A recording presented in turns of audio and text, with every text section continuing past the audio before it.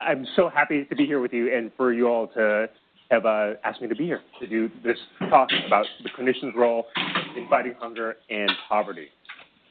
So our agenda today, I'm going to go through some introductions, introduce our organization, what we do.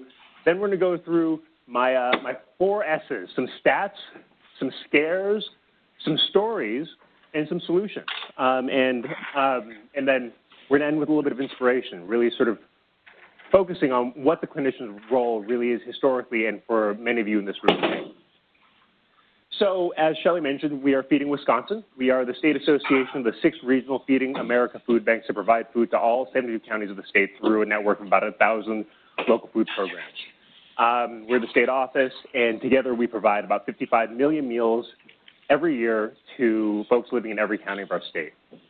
The food bank here, as many of you know, is, of course, Second Harvest of Southern Wisconsin. Our vision is a healthy and hunger-free Wisconsin. And our mission is to help our food banks, our stakeholders, our partners, folks like you, to fight hunger, improve health, and strengthen communities. We do that by helping our food banks feed more folks, by engaging the state and nation in leading on the issue, and by strengthening the network to do the work of all of this together. And our strategic focus is really hunger and health. And this is because the folks in our system deal with health problems at a higher rate than folks not in our system. According to our 2014 hunger study in Wisconsin, 34% of households report living in the house. 34% of households report a member living with diabetes. 53% report living in a household with somebody with heart disease, with high blood pressure. 64% of households report choosing between medical care and food. 59% report having unpaid medical bills, and 82% of households report purchasing cheap, unhealthy food. Now, the diabetes and high blood pressure, these are diet-related conditions that we can deal with, but through diet, right? We can help to control these things by improving what people are eating. So in about 2014, 2015, our food banks slowly began this interesting shift to addressing the food that's coming through their warehouses to make sure that it is that the inventory is a little bit more healthy. So we have more fruits and vegetables, more whole grains, the healthier foods that will help to control these issues. Now, I should go back and say that our distribution of fresh and healthy food products have increased 200% over the last 4 years. So this work has actually begun to really change the kinds of food that are available for food pantries and for people who are dealing with food insecurity. Now, the real reason why we began really asking these questions about the folks coming through our system was this chart that was put together from an 8-year study out in California by Dr. Hilary Seligman, about emergency room admissions due to hypoglycemia and appendicitis amongst patients 18 and older by income. Okay, so you can see, folks, the yellow line is appendicitis all, the purple line is appendicitis low income. The interesting one is, of course, hypoglycemia low income is the red line that fluctuates. So first day of the month, it's a little bit elevated. Admissions per 100,000. It sort of dips a little bit at the beginning of the month and then starts to rise over the course of the month and then, of course, peaking at the end of the month. Why do you think that is? Money. Money, right. SNAP benefits, food share benefits here in Wisconsin typically run out towards the end of the month. And so folks can't buy their food, don't have access to healthy food to deal with their hypoglycemia. This is an 8-year study, emergency room visits in California. Dr. Seligman now is the Chief Medical Officer of Feeding America, National Office of Food Banks. She consults. She's still a doctor. So this really led us to really begin thinking about what it means to disrupt the cycle of food insecurity in the community setting, right? So you think about diabetes complications, right? You have a cycle. You have food insecurity. Typically, you have competing demands, cycles of, is there a pointer here? There we go. cycles of food inadequacy, poor self-management, competing needs. This sort of leads to poor diabetes control. Then you get to the traditional clinic intervention. If they skip that, you get to increased diabetes complications. And then people start landing in the hospital, right? Increased healthcare utilization, worsening competing demands, and then you get this cycle, right, over and over again. Our theory, our hypothesis back in 2015, 2016, was that when you if you have a community intervention early, it sort of short-circuits the cycle, gets folks into care, gets them into better management. And so in, I think, 2013, actually, there was a landmark 3-state diabetes study that Feeding America did where they partnered with local clinics and local food pantries to prescribe or to give diabetes care boxes to folks who are coming through the food pantries, and the results have been incredible. And I think they're going, don't quote me on this because I don't work at Feeding America anymore, but I think they're going to randomized controlled trials, I think, which will be very exciting. So I've talked a little bit about food insecurity, and I think I've talked about hunger. So I just want to sort of level set for folks in the room about the difference. You're going to hear me say food insecurity. You're going to hear me say hunger. You're going to hear folks say both things sort of almost interchangeably, but there is a difference. And that is that food insecurity was a term that was created in the early 2000s by the USDA to sort of create a clinical understanding of what hunger in America was like. Because when we think about hunger, we think about people starving, like in Africa, or if you don't eat for a while, you feel that sort of that pang of hunger, which doesn't really describe the chronic nature of poverty, right? Which is really what food insecurity is about. It's about people who are at risk of hunger. So people in America who are food insecure are not food insecure all the time, right? They're not food insecure 12 months out of the year. They're food insecure about 7 months out of the year. So it really describes a state of being, a state of chronic being in the USDA's measure, who measures food insecurity. There are 4 different pockets. There's high food security, folks who don't have any problem getting food. Marginal food security, which, you have a little bit of disruption, but nothing to cry home about. You have low food security, which, is sort of like the chronic reduced quality of diet. You skip some meals, you worry about it mostly, and you may need to go to the food pantry, you might be on food stamps. Very low food security is what we would generally classify as starvation conditions, right? Like people who are what we think of as hungry. Now, when you hear the food insecurity rate in Wisconsin, it's about 12.5%. Most recently, that's about 600,000 people. That is inclusive of the very low food security rate, which is about 4.5%. So there's a difference, right? There's about an 8% difference between people who have low food security and people who have very low food security. But I will note that 4% of our population is still a couple 100,000 people, right? That is still a humongous problem.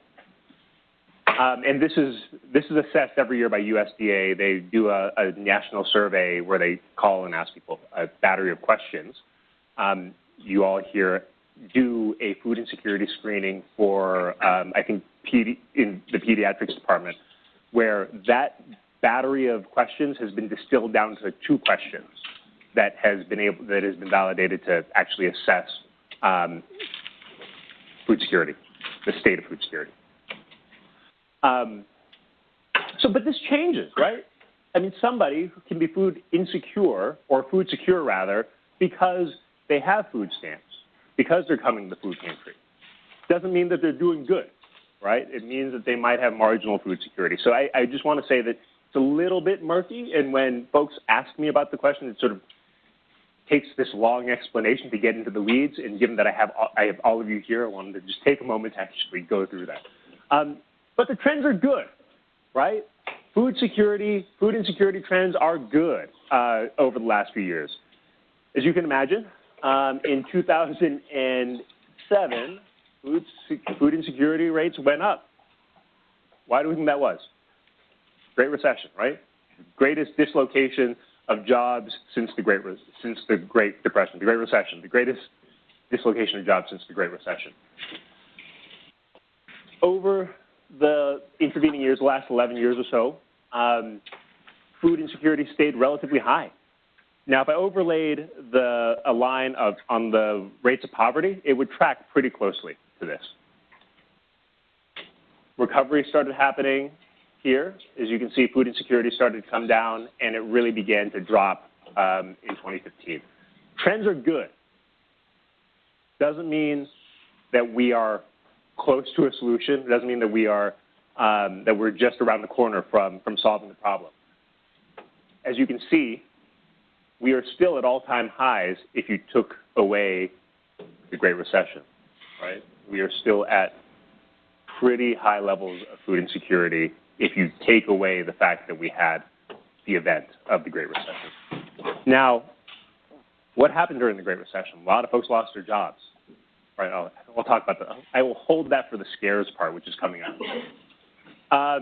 So trends are good. This is exciting. However, there's some things that really scare me, getting into the scares part, that we need to stay awake on and that we need to stay vigilant to. The first thing is that the vast majority of the people who are living in poverty are people who we don't expect to work. This is a chart of the people living in poverty and so people living in poverty, the federal poverty rate is a moving number based on how many people are in a family. So for an average family of 3, that would be an annual income of about $20,000, $21,000. The vast majority of folks, children under 18, elderly, people with disabilities. That is this part of the chart. We don't expect those folks to work, yet they're making under $20,000 a year. The next big chunk are students or full-time caregivers. I mean, outside of caregiving, I don't think we expect caregivers to also work if they're caregiving for for the elderly or children. And students are trying to better their station in life, going to school and doing the thing of earning a degree. Then you have this 24% of working adults, including folks who work part-time. They're just not working enough hours or making enough money to get them above that threshold. And then you have the 2% of the folks who are disconnected from the labor force, or the folks you hear all the stories about, right? When you hear the conversation about people who are coming to the food pantry or people who are on food stamps. Like you are hearing every story you hear about, every bad story you hear about the person buying lobster, that's 2%. We tell all of our stories about this small amount of people who are disconnected from the labor force. And they might be disconnected for a number of different reasons, right? They might be disconnected for mental health reasons. Who knows? We just don't know. They are hard to track. We don't know a lot about them. And so all of these folks depend on government benefits. They depend on government benefits like SNAP, food share, Section 8 housing, Medicaid, Social Security. And what has been the thing that you all have been hearing about these programs is that they have to be cut because we have this incredible budget deficit. So these programs are constantly a threat, and they will continue to be a threat because of government instability, because of our funny revenue system in our nation, and because of political gridlock, where hyperpolarization has really made it such that we can't create solutions. We can't create solutions towards a common goal of doing the thing that I think we all want, right? We want people to be well fed in local communities. So this really scares me, and this is going to require a lot of advocacy, a lot of folks raising their voice to their members of Congress, their local elected officials, to anybody who will listen about this problem. Because I think the cultural common sense is that we don't have any money. We can't do this stuff. And meanwhile, with the exception of Medicaid, which is a little different, but Section 8 housing, SNAP, not SSI, for the vast majority of these programs, they are actually a small sliver of the federal budget. The food stamps budget, which is a thing that everybody wants to get savings out of, is less than 1% of the entire federal budget. And so I'm not the best money saver on the face of the planet, But I know that if you need to actually like close a budget deficit, you don't go looking in the couch cushions for money, right? Like that doesn't seem to be a brain buster. The second thing that scares me, stagnant wages. And the fact that going to school costs money, and kids, I know there's probably some med students in the room or on the back there. This should scare you too. Wage growth, not great. And the thing that I think people always talk about is that we're this full employment economy, everything's great. Unemployment is at an all-time low. That is true, unemployment is at an all-time low. But we have the lowest percentage of working age men in the labor force currently. That's a problem in history. And if we were at a full employment economy, our wages would be growing faster. It is true that in Wisconsin, we've had a ton of jobs come back in the last 10 years. They are just at lower wages, at fewer hours, and not the jobs that are family sustaining as there were beforehand. This is not going to change, partially because of the next thing that's here. We are getting older as a state and as a nation, and the robots are coming. We are in the middle of the robots are coming. They're not coming like 10 or 15. They're coming right now. And this means more jobs are going to be dislocated, and it might happen pretty quickly. You all know what the #1 job title is in Wisconsin? Truck driver. You don't have to be a wizard to figure out that it's very likely that if we're not going to have a mass dislocation of truck drivers, what it means to be a truck driver is going to be very different, right? You're not going to be on the open road. You're going to be maybe in the back monitoring the truck, maybe in the next 10, 15, 20 years. That's a lot of emotional, feeling that people are going to have. Talk a little bit about that in a couple slides too. But the other thing is that we are getting older, and this is a chart put out by DHS, our Department of Health Services here in Wisconsin, which shows the percentage of Wisconsin counties that are going to have over a quarter of people as seniors. 2015, we were doing okay. By 2025, much of the North Woods will have a quarter of their population over 60, I think, 65 plus. By 2035, the vast majority of our state. Again, these are folks that we are not expecting to work and who are going to be typically on Social Security. Now, a callback to my point about the Great Recession, what happened in the Great Recession. Biggest job dislocation since the Great Depression, right? Which means that folks in their 50s who lost their jobs, who may have had a hard time getting that same level of job in the intervening 10 years, are now going to be turning 65.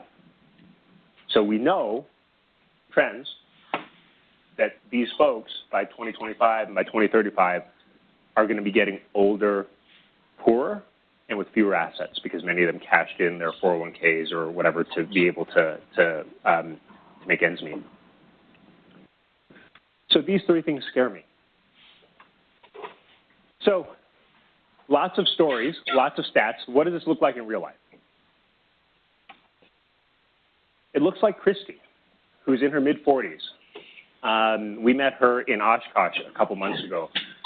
She had a life of chronic lung conditions, like a lot of lung stuff, chronic pneumonia. Never was diagnosed. Got worse and worse and worse. Couldn't work. She had a life of working. She wanted to work. And by the time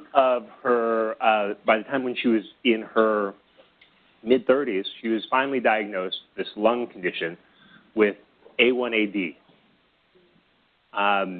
which I guess is a fairly rare lung disease. And now she has 40% of lung capacity in both her lungs. This has limited her mobility and has made her have to depend on this oxygen booster. And because of her limited mobility, she's gained 100 pounds. Immobile, basically. When we went into her house, she was basically set up on a couch, on an easy chair, with all of her stuff around her so that she didn't have to move. She was so obese. She takes care of her 4-year-old granddaughter, Zara, who is on this nameplate. And this led to the most compelling quote of the day, which was, "My healthy is to lose weight. Her healthy is to not get obese, because who does all the meal prep? Christy does." And Christy's only access to food is at the food pantry that she lives down the block from, but she needs her father to come take her to the food pantry to help her do her shopping. She has this little card table that is taped over with duct tape so that she can sanitize to do the meal prep, to make sure that her young granddaughter has healthy foods. She's on $260 of SNAP. She gets a disability check. This is what food insecurity looks like today in Wisconsin. Also looks like Kevin, who we met in Wausau.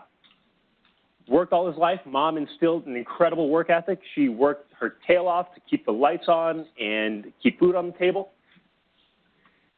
And so he got that work ethic. He had a great job doing excavation. And with that repeated bumping in the cab, he compressed 2 discs. Couldn't work anymore. And that sort of led to this incredible depression of who he was as a person and what he could do for his family, his 3 kids. After 3 tries, finally got disability and has started coming to the food pantry on the recommendation of a friend of his. Nobody told him. I mean, his friend told him, but he didn't know what to do to get food. He was just going without. And Kevin is really indicative on in a number of different ways. He's really indicative of the shame that people feel and the stigma people feel, particularly men. It's hard for me. We asked him about applying for food share, and he said, it's really hard for me to go there, as in applying for SNAP. It's hard enough for me to come here. I felt like a failure when I first came here. So he's indicative of the shame that people feel, and that's very real. I think when I started in this work, people talked about the stigma, and I was like, oh, it's not that bad. 10 years later, it's that bad and worse. He's indicative also in this other way as well. We have so many people who have ruined their bodies through work, whether it's standing, whether it's manual labor, whether it's like Kevin doing his excavation job, and they've just been left behind. We have so many people like this who have lost a finger, have intense back pain, and I would even go so far as to say psychological trauma, right? Like our veterans, for example, who have ruined their bodies and their minds through work. I'm not saying that people shouldn't work. I'm just saying that this is a reality we as a society have to face. And it looks like Karen, who's in her late 60s. She's everybody's grandmother. She can cook, loves to cook, but you know what? A divorce sort of ruined her. The divorce ruined her, and she also was taking care of her ex-husband through a health crisis that he had gone through. She can't afford her diabetes medication, goes to the food pantry, but you know what? She's so incredibly optimistic. She loves the camaraderie there, and she just wants a chance to take care of other people.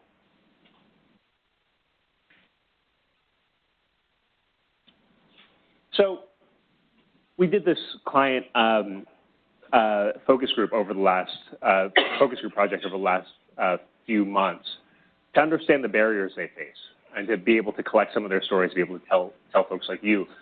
And so we identified 6 barriers undergirded by one big one. Barriers that folks coming through our pantries face and the folks likely coming into your clinics. Quantity of food, oftentimes don't have enough or worried about getting enough.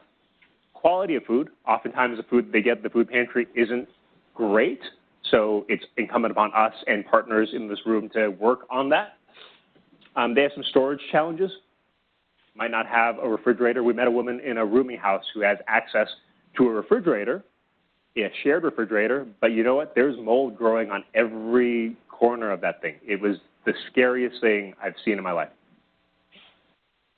Knowledge. And when I say knowledge, it's not necessarily they lack the knowledge to cook. Very many people like Karen know how to cook. What they lack is easy access to the kinds of foods or knowing the kinds of food that they need to eat to deal with their health conditions, right? And because nutrition is scary, right? It's scary and it's confusing. There's a lot of confusing stuff out there. Internet, it's a wild west of everybody's a nutritionist. And even nutritionists disagree, right? So you can imagine how confusing that might be. So accurate knowledge is important. Time, a lot of the folks coming through our food pantries, coming through your clinics are time poor. They don't have the time to go make 5 stops to get their food stamps, their Section 8 housing, their food pantry food, and also make it to their second or third job and to pick up their kids. I have a hard time just getting myself to work, right? And I go shopping once a week, whereas you can only go to a food pantry once a month in some places. And, of course, transportation, right? Sometimes folks don't have access to a bus line or a car, or they can't pay for gas. Getting places is a luxury that I think a lot of us take for granted. I live in Milwaukee, but our office is here in Madison. I can only have this job because my employers let me work from home and then I have a car I can go get back and forth. And these barriers are magnified by the shame and experience that people face, right? It is hard for folks to ask for help. So oftentimes many people suffer alone, like Karen did until she found the pantry. So there are a couple insights here that we found. Eating is super stressful. Eating is stressful for me. I'm sure it's stressful for some of you all in this room. It's incredibly stressful for our clients. Nutrition is confusing. Access to food is difficult. And health and class stigma are real. They're very real, right? Not only the class stuff, but the health stuff, right? Folks who are obese feel shame and they feel excluded from social activities. But the opportunity is that by investing in some of these cross-sector partnerships and programs, we can actually target some solutions at these barriers. These are not mysterious things, right? We know what we can do, and we need to partner better together in order to drive towards some solutions. And more importantly, and I think this is the sort of a little bit softer piece, by having these sort of like wrap around programs and partnerships, we are then hopefully slowly driving broader culture change in institutional practices, and empowering people to a sense of a little bit more actualization than where they are right now. And hopefully over time, this begins to slowly improve health outcomes at the community. That's my hope, but that's my hypothesis, at least. And that's where my optimism comes in. So there are already some really amazing things happening, right? We just have to take them to scale. And a lot of the things that are happening right now, folks in this room are working on already, or that are already happening inside this institution. We can provide more healthful, more high-quality food at food pantries and other food outlets. Nutrition education, I qualify that by saying passive nutrition education, not active nutrition education, right? Because active nutrition education, sort of like in a setting like this, where you have somebody up here talking to folks, that for people who are time poor is kind of onerous. And I'd also say that potentially this sort of a setup might be a very middle class kind of value. But passive nutrition education, where you have signs and tags telling people what they should get at the store or at the food pantry that'll help them with their diabetes or their heart disease or whatever it might be, right? Just easy stuff that's super passive. Because God knows there's so much stuff out there already that people have access to. I can't tell you how many people we talk to that said, oh yeah, I watch the Food Network on my phone. I know like little recipes. I know how to do that stuff. I know how to cook. But it's the passive stuff that's sort of like surrounding people with this sort of culture of healthy eating that sort of will drive change. Healthy, easy to prepare meal kits, right?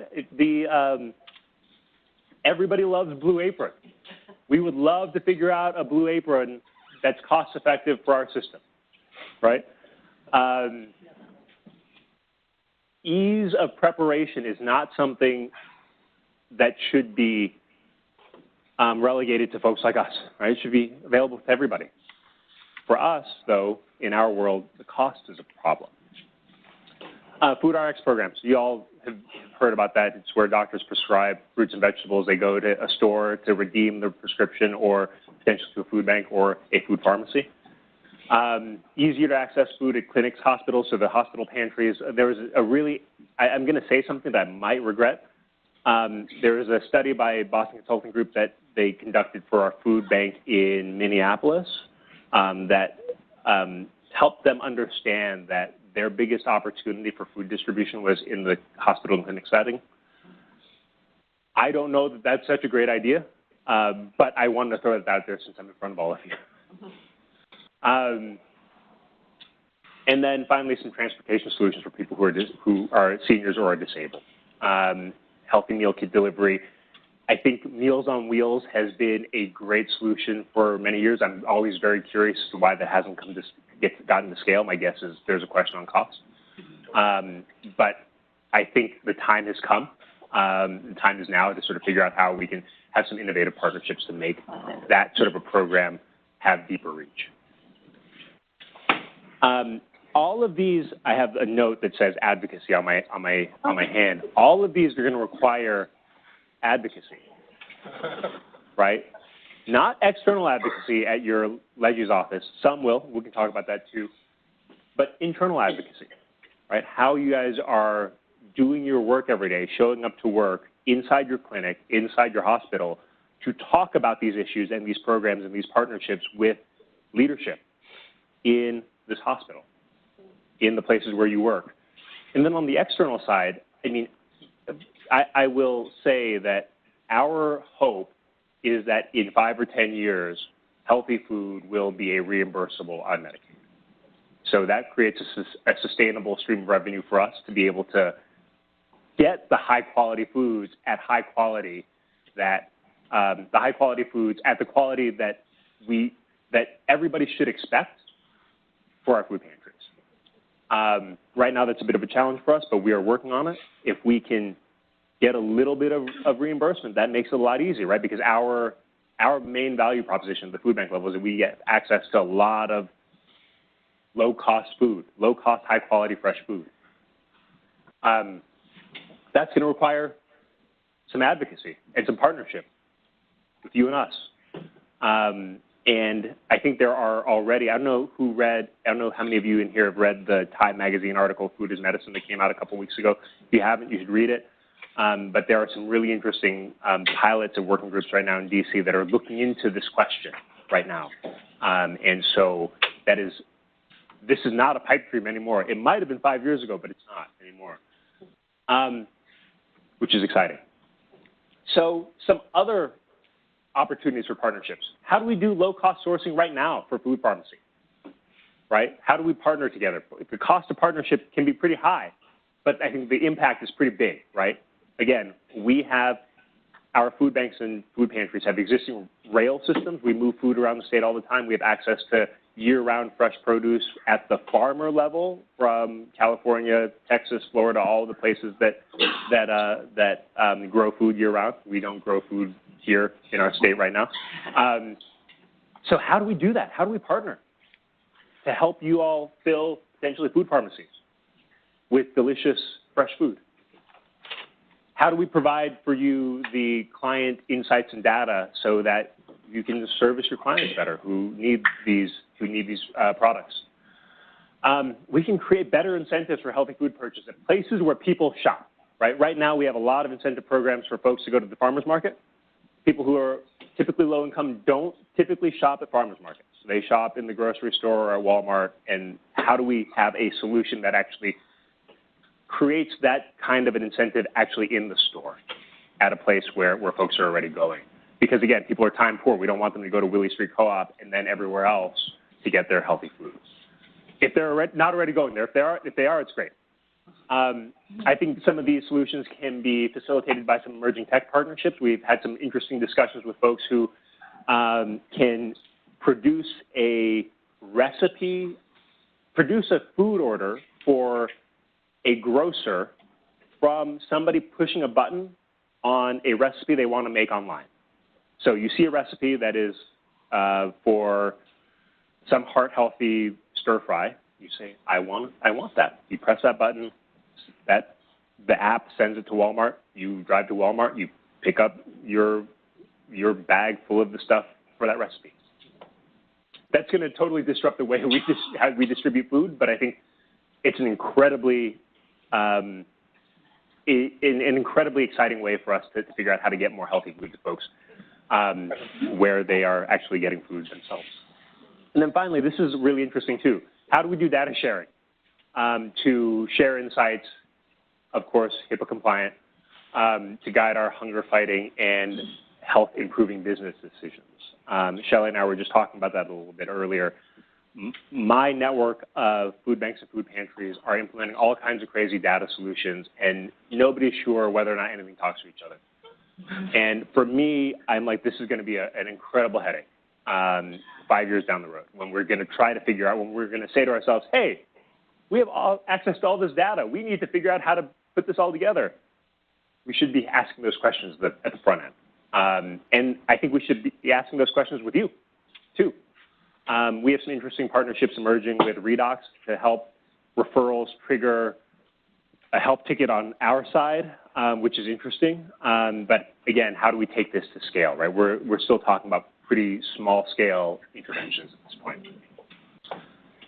So I would be remiss, I want to make sure we have some time for discussion and questions, but I'd be remiss if I didn't say, if this wasn't just a little bit interesting for you guys, we're having our statewide conference, our statewide hunger and health conference is coming up on March 25th and 26th in the Wisconsin Dells. We have 35 incredible sessions sort of centering on this discussion today. But we have 3 incredible panels, including our keynote speaker, who is Sarah Smarsh, who is the 2018 National Book Award finalist for her memoir, Heartland, which is about growing up, working hard and growing up broke in the richest country in the world. Super excited to have her come talk about some of these challenges that I've outlined today. You can register online on our website. Don't worry about writing that down. You can just go to our website and find it on the conferences page. And then finally, I wanted to end with sort of the question that got me here, right? What is the clinician's role in fighting hunger and poverty? And whenever I think about this question, I'm reminded of Dr. Raymond Wheeler, who is, in certain circles, the great-grandfather of the modern American fight against hunger. He was a doctor in North Carolina who led a delegation of doctors into the rural South in the Mississippi Delta in the late 60s, early 70s to investigate starving kids. And the report that he made, that the commission wrote, the Hungry Children Report, is incredibly stunning about the level of deprivation that kids in the rural South were experiencing. And that work led to the establishment of the WIC program. It led to the improvement of the food stamp program. And it really focused a nation on this issue of hunger in America. It actually led to the Peabody Award-winning documentary, Hunger in America, which you can find on YouTube. And the quote that has always stuck out, I went back and read this report a couple of years ago in preparing for another panel like this.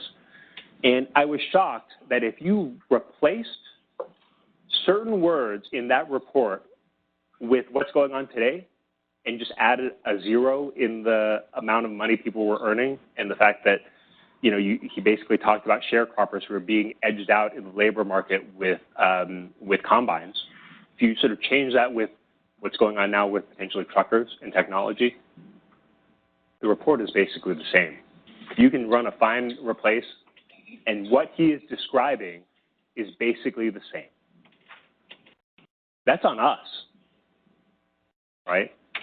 That's on us. That's on our friends in DC. We can change that.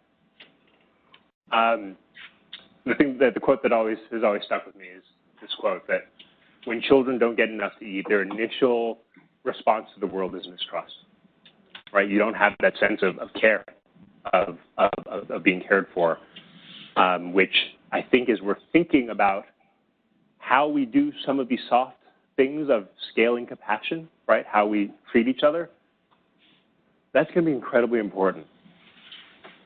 How we break down the sense of hyperpolarization, the sense of trust in communities, building that trust even now between us as adults is going to be hard. We can't start at a deficit. And so that to me, and the example that Dr. Wheeler set forth, I think ought to be an inspiration to all of us to understand our role in fighting hunger and poverty. Thank you so much.